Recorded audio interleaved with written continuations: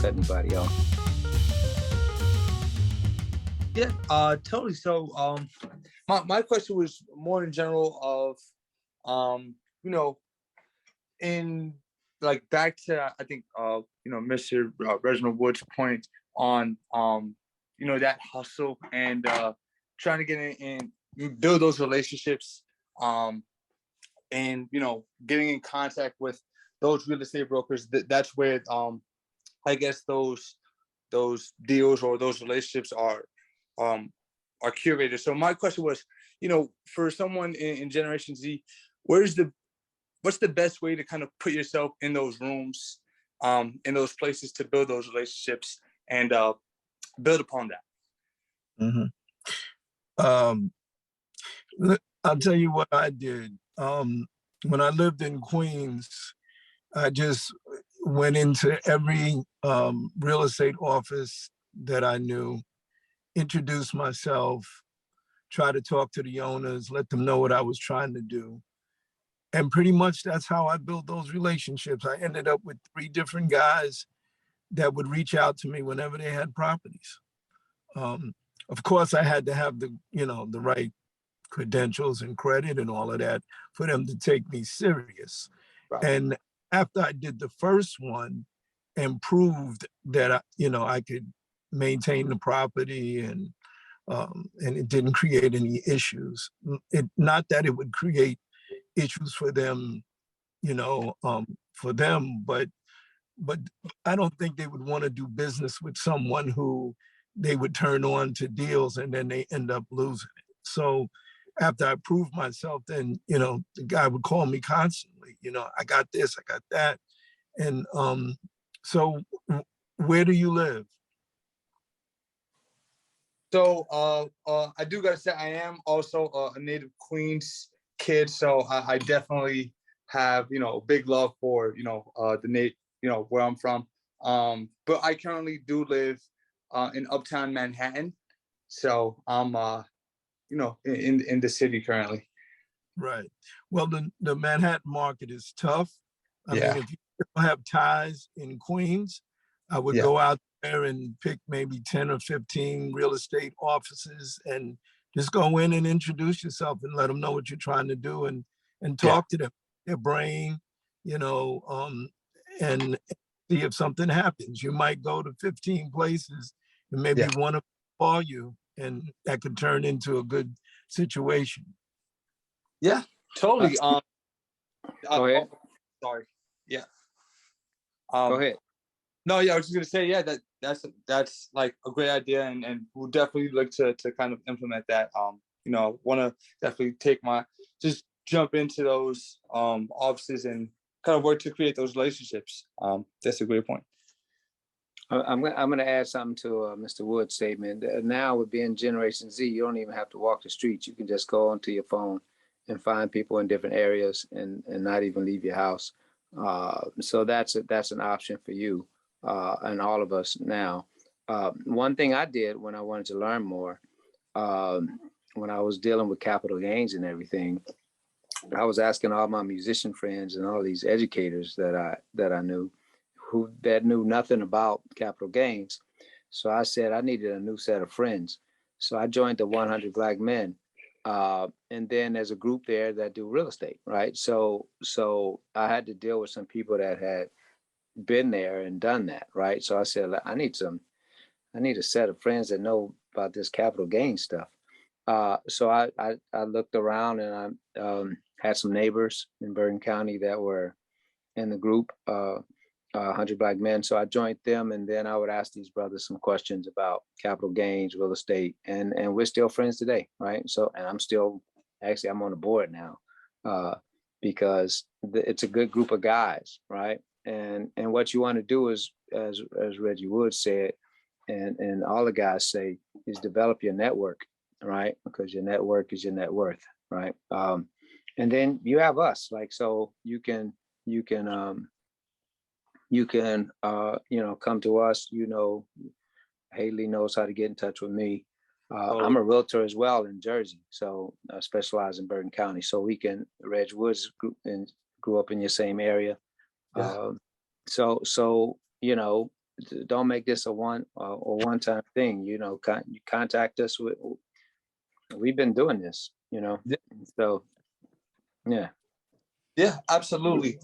You know, I think you guys bring up, you know, amazing points on utilizing that network. And, you know, I must say, you know, as long as I've been with Haley, you know, within that time I've been exposed to the impact of 100 Black Men. I actually was a part of some of those seminars, you know, a few years back where, you know, some of the relationships I made within 100 Black Men were amazing. And it's amazing that, you know, the older I get, it comes back full circle, being on the seminar, continuing to impact. So, no, definitely want to continue to use, you know, this as a resource for just an abundance of great knowledge. I thank you guys because, you know, this is really true to the times for, you know, me and just my personal situation and time as a Generation Z individual trying to look to, you know, make his way up and in a crazy time, you know, for continuing to stay positive and on that search for education and knowledge that you guys are creating that opportunity to provide. So much appreciated to you guys. And yeah, as you both mentioned, we'll continue to stay close and you know, pay it forward, which is something that my man Dean 100% told me back in the day. So Great. Thank you. Pat Daniels, Jasmine Donovan, do you all have any questions or comments briefly?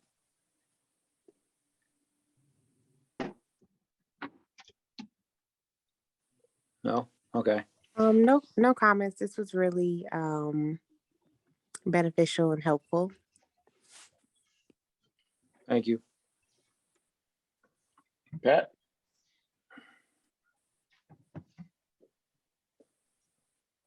Okay. Well, so we've been on for a while, and anybody want to have anything they want to add further? I'm going to say my 10 points one last time. And then you can find them. You can find them on. Reg, don't laugh, man. It's not funny, man. What you laughing at, man? You can find these points and the information on richusa.net, which is our website. 10 reasons why Generation Z should buy a home. 1, I'm going to go from 10 to what I'm going backwards this time. 10, wealth building, right? So you build wealth. 9, it's capital gains, right? So you have benefits as far as the taxes and all of that. 8, you can work from home. 7, right? And working from home is going to be a benefit as far as tax deductions as well. 7, inflation protection. Your rent, your mortgage usually don't go up, but your rent could. 6, the benefits of tax savings, which we talked about. 5, stability. Stability for financial stability, family stability, your children as far as going to the same school. 4, your investment will appreciate. 3, it's one of the best investments you'll ever make.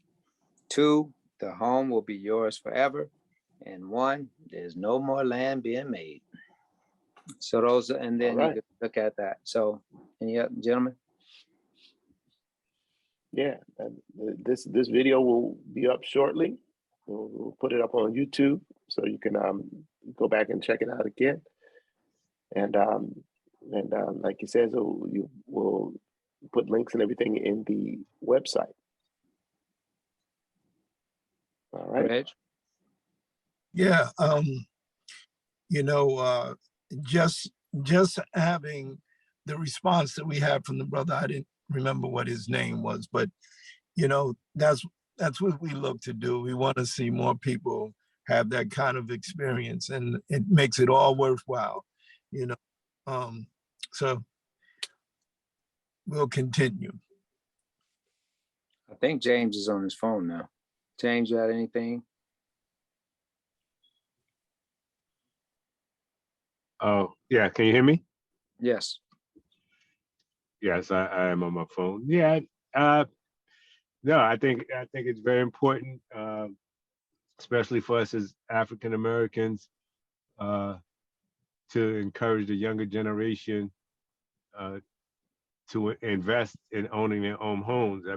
I mean, you know, I've said this on our other meetings, and we touched upon it briefly earlier, is there's a huge wealth gap between African Americans and almost any other ethnic group in this country. And the primary reason for that is because a lack of transfer of intergenerational wealth. In other words, you know, wealth being passed down from one generation to the next. So if your grandparents owned a home, and then when they passed, that home went to your parents, and then when your parents passed that wealth from that home, you know, whether it was sold or whatever, and your parents' home is passed down to you, whereas my parents and my grandparents all rented, you know, their homes for the course of their life, there's really not much to pass on, right? So you're starting with a huge head start. So it's no surprise that, you know, you're wealthier than I am. I may, you know, from a standpoint of income or whatever, I may be close to you now or you know, even with you, but you've got hundreds of thousands of dollars, if not millions of dollars of wealth that's been passed along to you. And a large part of that has come from, you know, your ancestors owning where they live. So, and Thank you. again, I touched on it earlier. You know, my son is 24, and now he's going through the home search process. He's actually put offers in several places, but he's been outbid. You know, the market's so crazy right now. But you know, it really makes me proud as a father that, you know, that's where his mindset is. 'Cause a lot of people in this generation, you know, they just want to rent, they bounce around from here to there, they want to live in a place that's trendy. And he says, you know, he did his analysis. He said, I figured out, you know, if I paid rent, I would be paying more, just as much as, you know, I would paying the mortgage. And I'm not gaining any equity. And I didn't say anything, but I was like, wow. It's like, if I didn't do anything else as a parent, I guess I did that one thing right. Good job, Dad. Right. All right. Well, thank you all so much for being on, and we'll catch up with you again real soon, okay? Cool. All right, guys, have a All good right, everybody. one. Thank you, everybody. See you later. Okay. Okay, now. Bye-bye.